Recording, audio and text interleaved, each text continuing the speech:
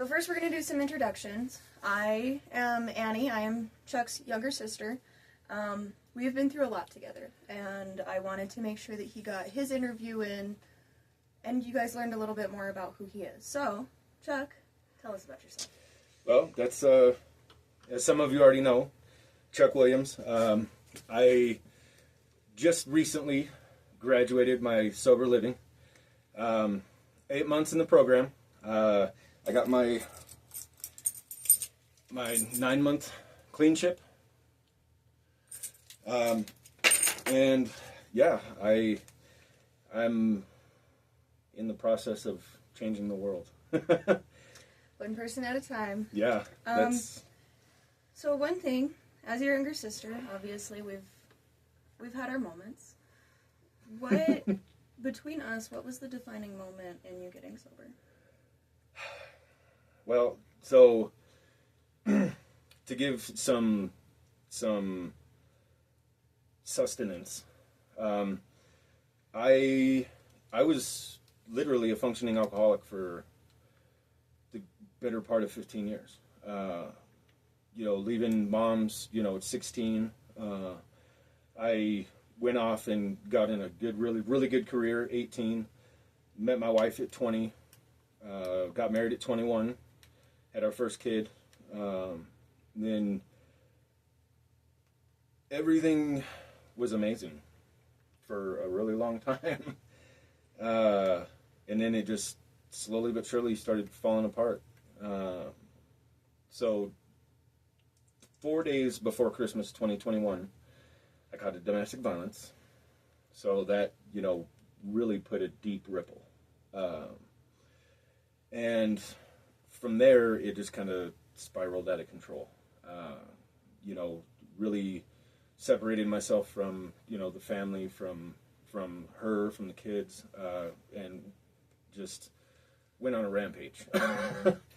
I was only supposed to be on probation for a year.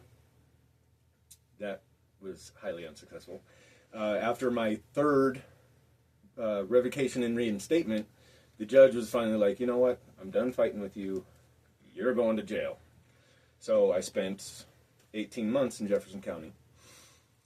From there, 2 weeks out of Jefferson County, I attempted to make some quick money, and it landed me back in jail really quick. From there, it was real sparse. I mean, I was all over the place. The girl I was living with, we moved out to the country. We were actually doing really good. I mean, we had a legitimate job. We had a good apartment. I mean, we were doing really, really good. And then, I'm not even sure, well, we stayed in the tweaker mentality. And, kind of overlooked the bills. Mm. So we caught our first eviction. I'm not 100% on dates, but we caught our first eviction, and before it hit, somehow we got another apartment that just happened to be one town over. Mm. And it worked. We just went from one apartment to the other doing the same thing. We were working for a company called Shipt. It's kind of like DoorDash. So people, put in their orders for a grocery store, send you the list, you go shop, and then take it to them. Mm-hmm. And we were doing really good. Yeah, I survived on Shipt when I was pregnant. Yeah, really good. We were making good money. And then we lost the vehicle. So then, that kind of screwed us. And I was on the run at the time. So... Life on the lam.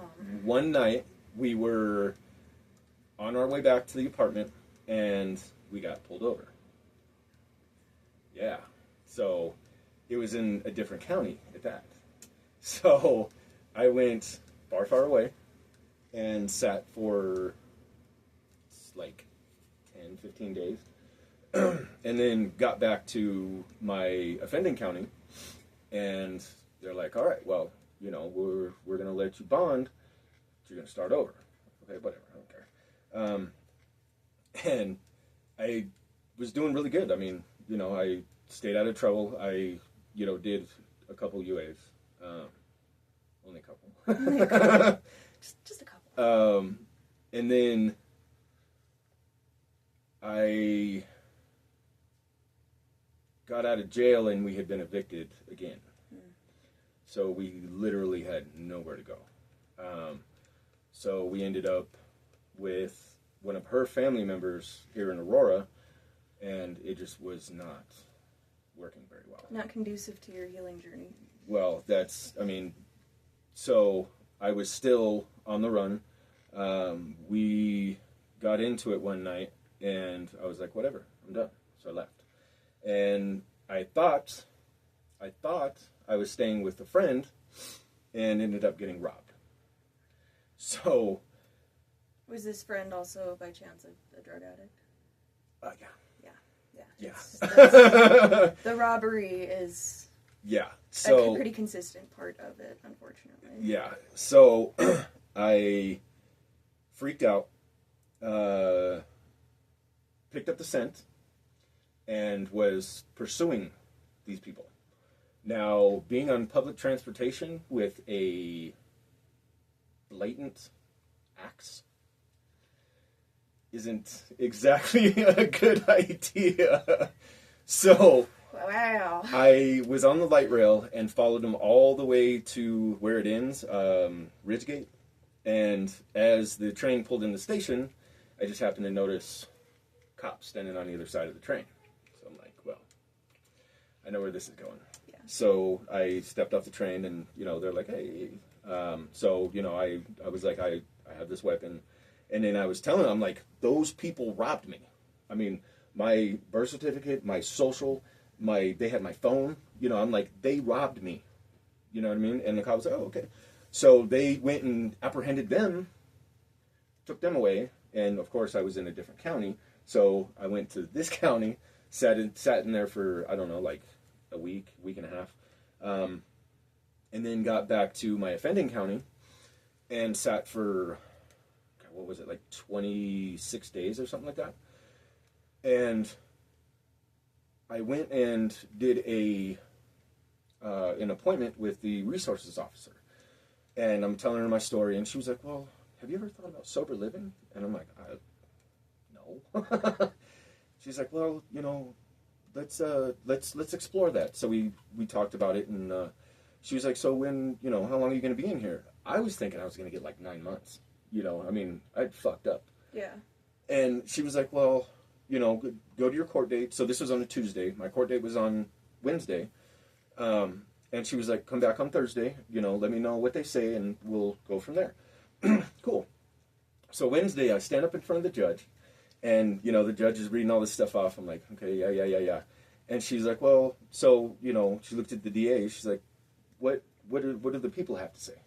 And the DA's like, we'll take 60 days time served. I had 73 days time served.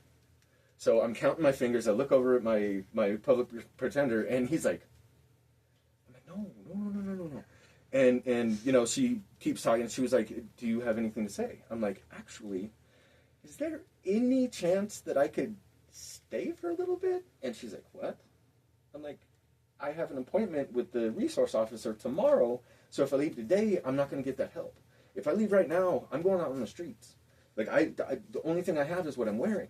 You know what I mean? Like, I don't have anything or anywhere to go. Yeah. And she was like, okay, all right.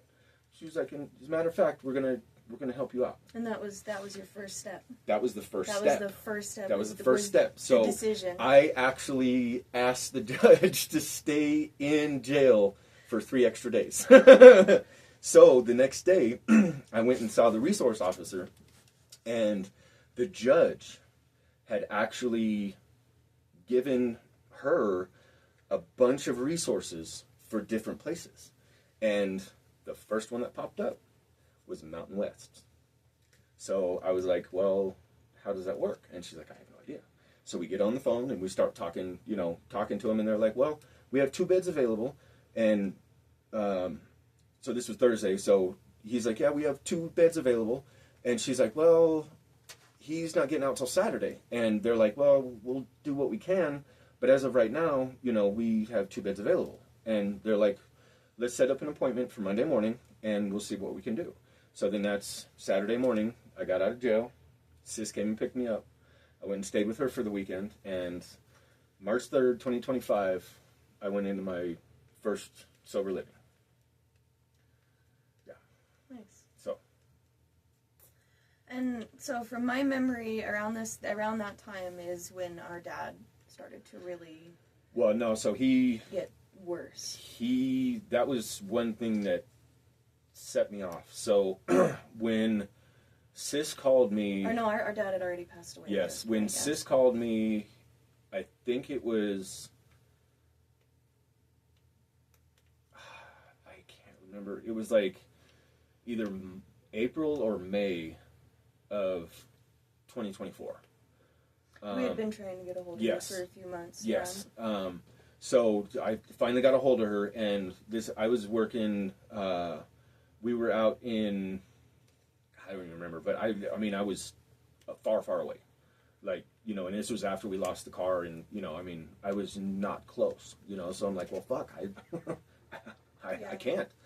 And then in August 23rd, I was on the bus. I was halfway between Castle Rock and Sky Ridge when Sis called me. Yeah. Our father passed away on August 13th, 2024, of stage 4 cancer. And the biggest downfall in his health was the fact that he did not take care of himself. Yeah. He absolutely refused, and I think that in that moment, all of us really decided to start doing better. Honestly, it kind of fucked me up. So I was like, fuck it. And that was actually a big reason for the falling out between me and my people at the time. Because I didn't give a fuck. I was done. And I was so beyond pissed at him at this point that I wouldn't even speak to him. I would like to point out, and this has been my best friend since the day I was born. So it was definitely a hard time. And I remember when I found out that you had started sober living, I cried. Yeah. I cried my eyes out because I knew in that moment that my brother was coming home. Yeah. And they do get sober. They do come home. Yes. And that's and it was rough at first because I was still talking to that person. And, I love her to death. I mean, I do, still to this day. I mean, she's one of the most awesome people I've ever known. But sometimes we got to make those hard decisions. So my birthday last year, I spent with her and her family. And, there's everything under the sun available, which, adults are adults. And that's, I'm not a child. I don't have to hide. So, that's I was pretty much outside, doing my thing pretty much. And then they left for like 2 hours. Didn't say, nothing, just left. I have a pretty good idea why. And then I think the next weekend, I was visiting, and yeah, she told me that, there was somebody else. Yeah. And that hurt. It messed you up a little bit, huh? Yeah. And, this was probably about the same time that, I told her, I was like, hey, I got an opportunity to be a part of the program, to be an actual, contributing member rather than just a client. But I got to go to Colorado Springs, and she ghosted me. No matter what I did after that, no matter what I did, I couldn't get a hold of her, So I had to make the decision to move forward. So people have to decide eventually, unfortunately, and I'm proud of you for making that hard decision. It was you deserve the ability to make those difficult decisions, and I am so proud of you because for a long time you did choose the easy route. Yeah, And for a now- very long time. And now every day you're making those hard decisions, and I think that that's admirable and inspiring. And I don't have the same addictions that you do, Right. but you even inspire me to quit smoking and do better. And because I'm looking at you now, and I'm like, wow, like we can all do this. Yeah. Like regardless of if you've lost everything to an addiction or if you just want to do better with yourself. They show us how to do it. They really do. And after watching all of these testimonials and seeing the guys, I'm proud of all of you. Thank you. I'm so proud of every single one of you. Thank you. So a question I've been that's kind of been lurking on my mind, as you know, had a little bit of issues with a drug addict myself recently. How do you define the difference between help and enabling? That's a good question. So,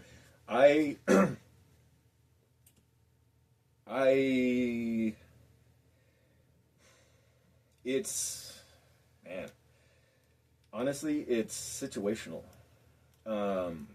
So I've realized that, younger people that suffer, situational trauma, or even just, one major traumatic event, and then they just fall off the deep end because they were never given, the tools to cope with grief, to given a voice, or, something like that. Yeah.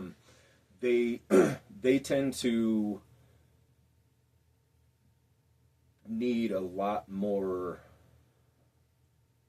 interpersonal.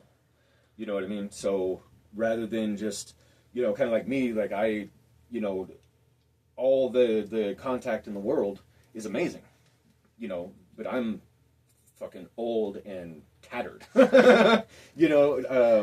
I've realized that, isolation, we had this debate the other night, the difference between isolation and sanctity is how you go about it, what you do with it. So younger people tend to isolate a lot more, a lot quicker. And then you get, the really angry people, that go and make sure that as many people as they can get their hands on or that they can be in a room with, they know I'm pissed off. You know what I mean? And those people... We know some personalities. Yeah. With those, it's, it's a little more interaction, and even sometimes forced. So I've learned that rather than, oh, it's okay, here you go. Mm-hmm. That's not good for anybody. Now, if, say, somebody's, in a tight position, say their rent's coming up, right? And that they got their head so far up their ass that all they can see is colon. There's a way that you can go about helping people without enabling. So, like, an alcoholic. Last thing you want to do is give an alcoholic cash. Period. Yes. I don't even carry cash for that very simple reason. Because it's all too easy. It's so much easier to walk in with $1.75 and get yourself a nice, heavy shooter or a tall can than to go in with $1.75 on your card.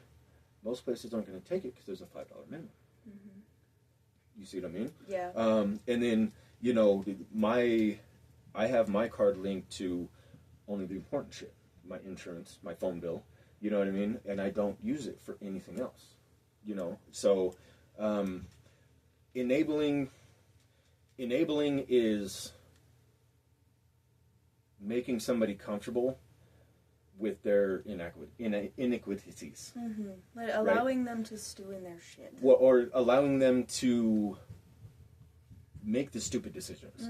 Or making it easier for them to destroy themselves. Giving the disease the comfort. Exactly. Yeah. And that's exactly what it is it's being comfortable in, whatever shit-filled situation you may be in. And that I was diagnosed with like generalized anxiety and agoraphobia and stuff, and that is actually a massive parallel between this kind of mental illness and the addiction kind of mental illness. Is you cannot give it the space. Yeah. You cannot feed it. You cannot listen to it. You can't. You absolutely can't, because even when you're not addicted to something, you become addicted to your disease. Absolutely. You become addicted to being placated to, and you don't get better. You just don't. So the reality is you gotta bite the bullet and do it the hard way. And my favorite thing to say is do one thing every day that scares you. Yeah, absolutely. Well, and that's I make it a point to show gratitude. That's one of my biggest things. The sister missionaries, they're amazing people. They're always talking about, being more like the Heavenly Father, right? Yeah. So, and then in addiction, that's one thing that you don't do. You don't connect to the divine part. Yeah. Well, and there's no gratitude in it. I mean, even I could tell you a couple dozen times where somebody would do something or go out of their way for me, and I'm like, you know what I mean? Almost like you expect it. Well, yeah, exactly. Yeah, you become so entitled to what people do for you. It's terrible. It's terrible. So that's another parallel between yeah the disease of addiction and the disease of mental illness. Yeah, and that's so for me. I mean, I like the uncomfortability part, but for me, I mean, I've lived pretty uncomfortable my whole life, so. I mean, that ratio is a little higher. I can adapt to literally anything. So for me, I like to wake up every morning and make it a point to be grateful, to show gratitude in every single way that I can. I woke up and took a breath today. The sun is shining, And or that's maybe it's a exactly little it. cold or chilly today, but it's beautiful. Right, and that's exactly it. In any and every way that I can. Just show my gratitude. That's amazing. What's something that you would say to families who are currently feeling like they're losing their loved one?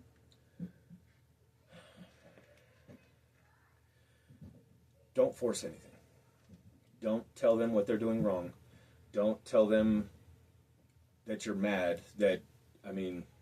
We know. We know.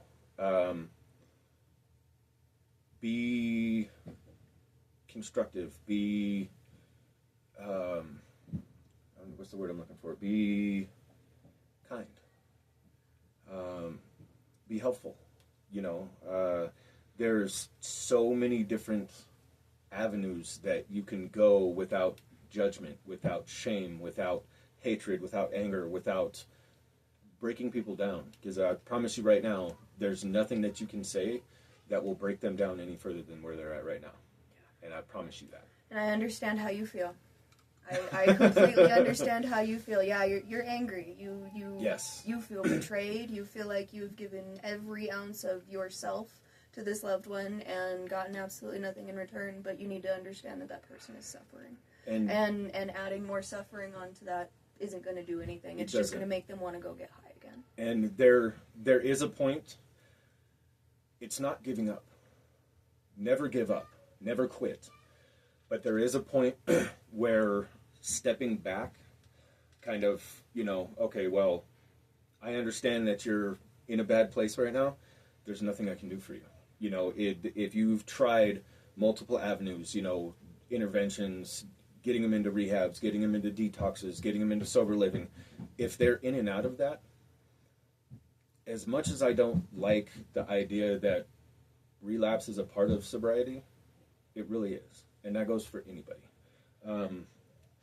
Just, you can cut them off without giving up on them. Mm-hmm. I mean, that was a big part of what got me, because I was out there in the shit and I had nowhere to go, and their rock bottom is there. And the greatest teacher of all time is experience. Yeah. And I promise you, if they want it, they'll get it. Yeah. And you don't get to define what rock bottom looks like for somebody else. Unfortunately, no. You have to, you unfortunately do really have to let it happen. And again, another parallel between mental illness and the disease of addiction is that you have to step back when it starts to hurt you.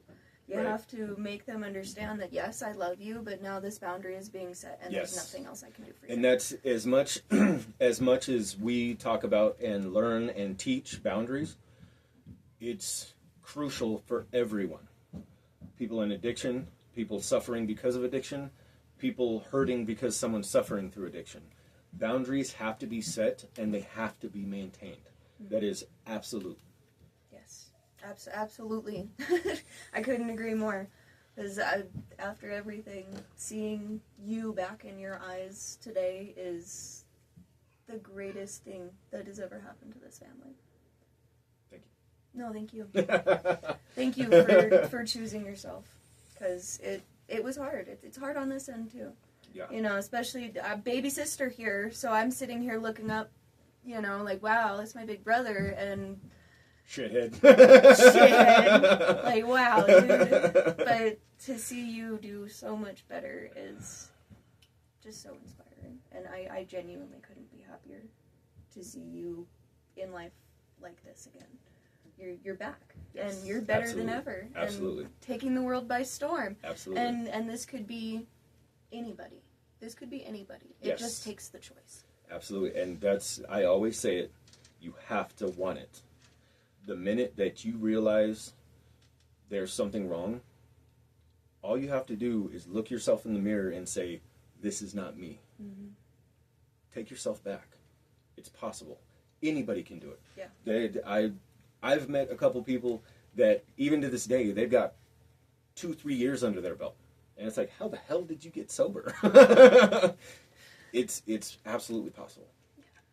Just believe in them, believe in yourselves, and pray. And never give up. You are worth it. Never, ever give up. No matter how hard it gets, period. Like, even if you gotta face the ugliest demon you've ever seen in your life. Oh, no, you face will. it. You will. Trust me. That the most terrifying thing that I've ever been through in my life was laying in that hospital bed with no idea what's going to happen next. Pain from head to toe, fluids coming from every hole, and the only thing I could think of is, why won't you let me die? Well, now we know. We know why. Because there's a purpose to the healing. Yes, there's a purpose absolutely. to the journey, and there's hundreds of people that one sober person can end up helping. Absolutely. Hundreds of people. And that's the whole point. That's the whole point of this entire endeavor, is no matter who you are, where you're at, where you're from, where you've been, what you've done, you can do it. Mm-hmm. It is absolutely possible. You just have to want it. And remember, you're not the disease. No, It does we are not- not. We are not our addictions. It does not define you. No. It does not. It is a disease, and we call it that for a reason. It's like saying diabetes defines somebody. It doesn't. It doesn't. It is something that they are suffering from. Absolutely. And I think that as a society, we could do better in Mm-hmm. acknowledging that. Well, and we are. We're making strides. We're making leaps and bounds.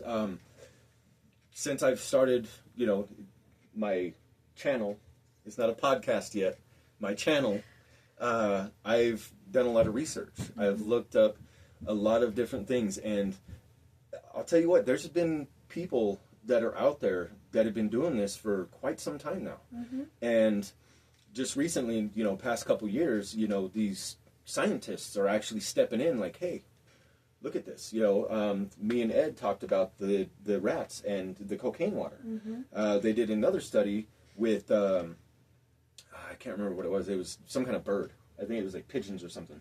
And same concept. I mean, I don't think they used cocaine, but it was the same concept, where you have this one thing that is going to kill you, but it tastes really good. It makes you feel awesome. Mm-hmm.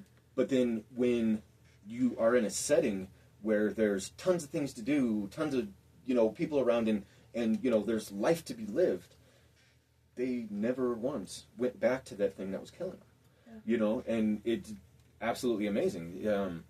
you know, I know a couple people that, you know, have social anxiety. It doesn't even have to be major social connection. Mm-hmm. You can change a person's life with a single word. One person can make or break anything. So, a sponsor, a friend. I met somebody at Home Depot. Awesome dude. Super cool dude. Super old. You know, he was struggling with carrying stuff out to his truck, so I helped him carry it out to his truck. Helped him, you know, redo his shower. Guy paid me $500. I'm like, I don't want this. And he was like, what the hell am I going to do with it? You know what I mean? He's been sober 15 years. You know, his wife passed away, and instead of, you know, destroying himself, he wanted to honor her by living on and making better. So he's a part of Crossfire Ministries down in Colorado Springs. That's amazing. Yeah. That's somebody at Home Depot. Just randomly, you'll never believe who will understand your story. Absolutely. And it all starts with kindness. Kindness is a major thing. It goes a long way. A long way. A super long way. And you just never know who you could meet, or, God forbid, somebody you could help just by being kind. Mm-hmm. I've seen it so many times myself, yeah. And don't forget to smile. I really did miss you. It's nice to have you back. Yes. I must say, it lifts my soul in a way I didn't think I'd ever have again. It feels good to, you know, it's like I was saying today. I got up at 7:15 this morning and was packed and ready. And out of nowhere, you know, a friend of mine was like, hey, I need some help. All right, old man, let's go. So all the way until 1 o'clock, I finally left. But I've had more text messages, more phone calls, more emails, more people reaching out to me than I think ever. And I've realized that I thoroughly enjoy helping people. Well, I wonder why. Our mother is basically Mother Teresa. Man. Like, yeah, just wait till I have her on here. You'll see. Yeah, just wait. She's amazing. But I think deep down, we all kind of have that dedication to helping people. Yeah. You know? Well, yeah, helping people. I mean, but then, you know, at the same time, I literally am the only one that likes people. I don't dislike people. I dislike the way people treat each other. Well, that's her older sister. I call her my little big sister. She does not like anyone at all. No, she tolerates most people and hardly even us. Yeah, and that's on a good day. No hate, no shade. No. But and that's just how some people are, and that's okay. But it is, because at the same time, even being as anti-humanity as she has the biggest heart. I mean, she's up there. She rivals Mom. I mean, every step of the way, even waist deep in my addiction, my stupidity, she would always, constantly, you know, how are you? What are you doing? Where are you at? And I mean, forever. And she was the main reason why most of us were like, okay, well, we'll give him this chance. Is because of her. The grumpy mean one was actually the biggest advocate. So remember that mean bitch who's always talking shit to you may actually be the one who cares the most. And that's another thing, is just because somebody seems like they hate you, that might not be the case. It might be the simple fact that you're an idiot and they're not okay with it. And it gets to a point where you have to protect yourself. Absolutely. Especially, like me, I was a baby, so I looked up to all of my siblings. He's 12 years older than I am. 12 years is the gap.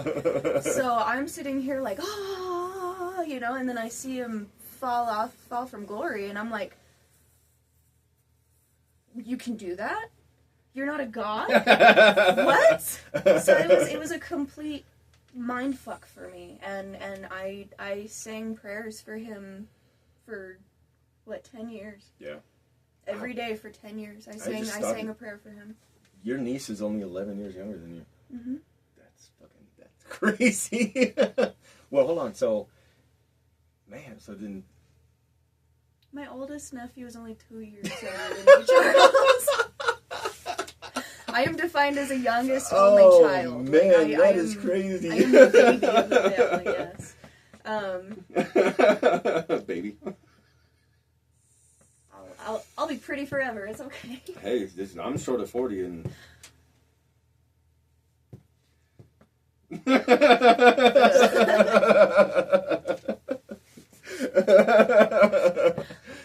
You see, and this, for the families who are scared, who are hurting, who are struggling and suffering, look at us. Yes. Look at us. We're smiling and laughing and enjoying life together Yes. again. And this wholeheartedly. is years in the making. Years. So for both sides, if you're struggling right now, reach out. Regardless, I hurt my family a lot, especially my mom. I made a lot of stupid decisions. Just because they are done enabling doesn't mean they've given up on you. And we don't want you dead. No, absolutely not. So reach out. You never know unless you try. For whoever it may be, instead of calling asking for something or calling, trying to call in a favor, call and ask them how they're doing. Call them and tell I love you. Call them and tell them, hey, I was thinking about you. How are you? That's what got us talking again. He didn't call and ask for anything. A lot. Then on the other side, I understand that after a while, it's hard to see somebody you care about in peril. You don't have to enable somebody to help them. Simply reaching out, inviting them, to something. I mean, obviously it's situational, or, don't even offer them, tell them, hey, I was going to go do this. What are you doing? Force them to interact, to be a part of everyday life, because I know for me, that was a lot of it. Like, I was ashamed, I hated myself because of what I had done. If you show them, it's not about how we fall, it's about how we pick ourselves up and who we become after that. Continue to see your loved one. Absolutely. And you never know unless you try. So it's proven in quantum mechanics, you genuinely never know unless you try. So it's scientifically proven. Put it out there. Give yourself a chance. Give them a chance. And I'm not saying bring them into your house. Yeah, no. Keep your boundaries. Yes, absolutely. Just to say, hey, I love you, I see you, and I want to see you do better. Yes, absolutely. And I mean, start small. Just call them out of the blue. Hey, I was taking a shit and I thought about you. How are you doing? Or hey, I was going to go pick out some plants. I was wondering if you wanted to go with me. Just small things. Mm-hmm. Yeah, I know, absolutely. I couldn't agree more. I reached out to you for years. Yeah. Years. Because I was 11 when you started your addiction. I'm 27 now. Well, yeah, that's when. The very first steps into your addiction. My accident was when it really. I was about 14. Yeah. Then. That was after my accident, I went from, the most amazing job in the world. I mean, 2011 I made $118,000. I had 3 cars, beautiful townhome. My wife, my kids, living in an amazing neighborhood. And then, I was in the ICU for 18 weeks. I was in rehabilitation for 4 months. I mean, they didn't think he'd be able to walk on that leg again. That's the first thing the doctor told me. He was like, "You're probably going to lose your leg." I said, "No, I'm not." He said, "Okay." And then a couple months later, he's like, "Well, you're probably going to be in a wheelchair." No, I'm not. And then during my home therapy, they're like, "Yeah, you're probably going to walk with a cane." No, I'm not. Did you see a cane? Nope. I actually just 3 weeks ago, I leg pressed 550 and deadlift 400. And that was the first sign of the true dedication that you had to yourself. Yeah. That really was it, because I remember watching you drag that little wagon around, hobbling like like the little cripple you were. And it was horrible. It was really hard to watch, but to just stand back and watch them, to let them go through that climb. Let them climb. See, and let them cook. Yeah, that's another big thing. You know, for a lot of people, I know, especially for myself, you know, there was so much pride involved. Reaching out for help just wasn't in the books. It wasn't until not even a year ago that I realized that you have to reach out. You cannot heal on an inflated ego. No, and pride does nothing but fuel the fire. No, and that's why a lot of people get into religion. And yes. As a theologian myself, I study and practice several spiritualities and religions, and to know that he finally found God, that was the moment I knew he was going to be okay.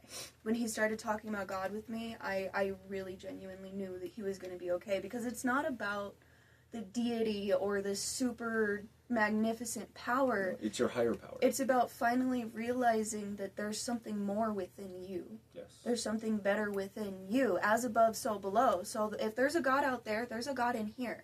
And you gotta love that God. You have to understand it. You have to see it. And God does not have an ego. And the more you have that ego, and the less you're willing to step up and say, I fucked up. I did this, and it's time for me to face it. You know, if you never do that, then you don't have a chance. And I'm not saying you have to find God to do that, but typically that process, when you start to accept something you can't see as faith and not hope. Right. Because hope will eat you alive. Oh, man. Hope will knock you down every damn time. But once you realize you can and you know, that's faith. Hope is not the way. Hope is faith holding its hand out in the dark. So it wasn't until, just a couple months ago that I realized that higher power is real, and I want everything to do with it. The beginning, your new addiction. Yes. No, my new addiction is the new orange brisk teas. Oh, bro. Brisk tea in itself is fire. No, it was, I had to be honest with myself. Honesty is number one. So that's, everybody that I talk to, anybody that, reaches out to me, two big things. First and foremost, you have to be honest with yourself, with those around you, with your higher power. And the want. You have to want it. Self-forgiveness, too. Forgiveness. Being able to forgive yourself, having someone else forgive you is all cool and stuff, but being able to forgive yourself when even if somebody that you really genuinely love will never. Yes. That grace to give yourself is so absolutely important. Forgiveness is top 5 for sure. Now, in order, for me, in order was being honest with myself, forgiving myself, being grateful in every aspect, including to yourself. And to the struggle. Well, absolutely.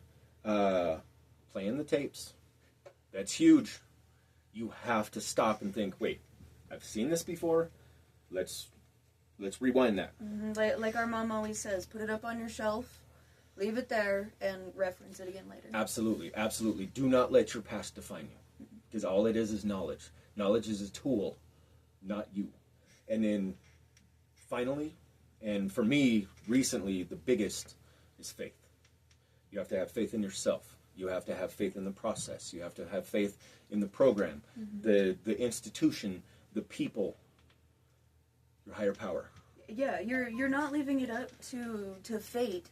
No. It's a proven process that you can go through to get sober again. A proven process that they use on so many people. You are not going in blind. You're not the first person. You're not defining this process. So you are not alone. No. You're not alone. Absolutely not. Good shit. That's good shit. Absolutely. And me and him have had, God, the conversations that we have had. Yeah. And I would like to toot my own horn in being the first religious person in our siblings, because we were raised very atheist. Yeah. And I think that was a big thing for me too, is realizing that you had respect for me too, despite me being your younger sister, right. despite how big of an age gap. You sat your happy ass down and had enough respect for me to shut the hell up and listen. Right. And you know, younger siblings, you have power. You have the ability to help the people that you love. You have the ability to change the curses, to make things better, to save and protect your family. You have the power. So don't ever let a moment where they think that they're better than you because they're big and bad. This isn't Matilda, okay? Just because they're bigger doesn't mean they're smarter. Doesn't mean they know more. And you have enough experience in what they put you through to say, hey, this is enough. This is what I see. I love you. Let's do this. Right. And we had a lot of those conversations. Absolutely. And it took, 6 months to finally get you really talking about God? And then when it finally broke, it was like, okay. Yeah. When a big part of it, when I started sitting down with the sister missionaries and then actually started going to church and, seeing still to this day, I'll go in like, okay, today's going to be the day where they weren't stalking me. Because I don't know how many times I go into that church and the sermon is exactly what I'm going through. And then we go to Bible study and it's exactly what I'm going through. So this is, in spirituality, this is called synchronicity. Yes, that's the word. Synchronicity, and scientists hate this word. Science and religion are hand in hand. They are absolutely connected, and you can absolutely prove one with the other. Don't ever let their egos tell you otherwise. Look up Göbekli Tepe. Yes, absolutely. Yes. Carl Jung also. Yes. Carl Jung is a very good one because he was a philosopher and psychologist, and he ended up being a massive spiritual teacher because he connected the two. Yes. But God, what was I going to say? Squirrel. I have ADHD, so forgive my memory. But no, to finally just, I don't even know how to describe it. It's ethereal to finally. Yes. Synchronicity. Yes. Synchronicity is God talking to you. Synchronicity is the numbers in the universe. 2 + 2 = 4. That is synchronicity right there. And synchronicity is not duplicatable because it's not you doing it.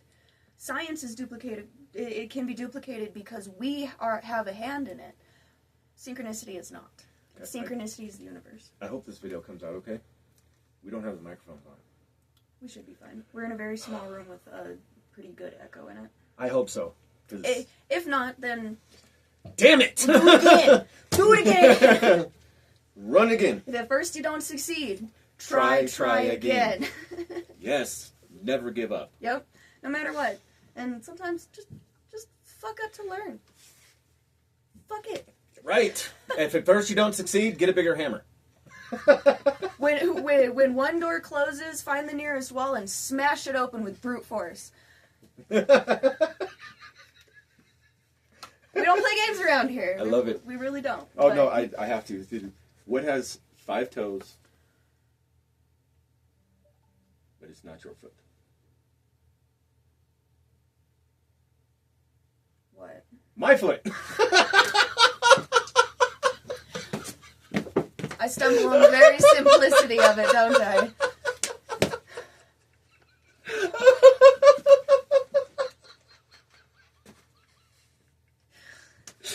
Oh, this is nice. No, that was awesome. Oh. Okay, Dad, stop it. Oh man, I got a lot more. Maybe we'll have to do a full video of that. Just for funsies. That's in my house in Colorado Springs. Yes, I was the king of dad jokes. Absolutely, I can't get enough of them. Yeah, that checks. Our father was Oh man. our father. And if you're noticing anything about our personality quirks, yeah.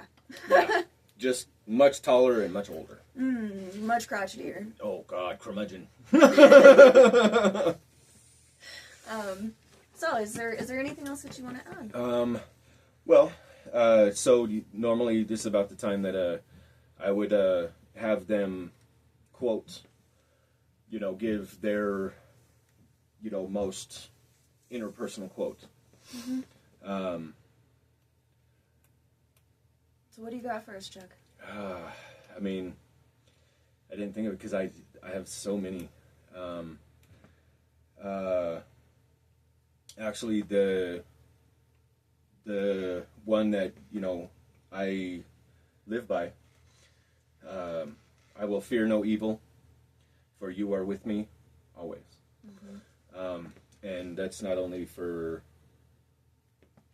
my Heavenly Father, but that's I know my dad's with me everywhere, every day.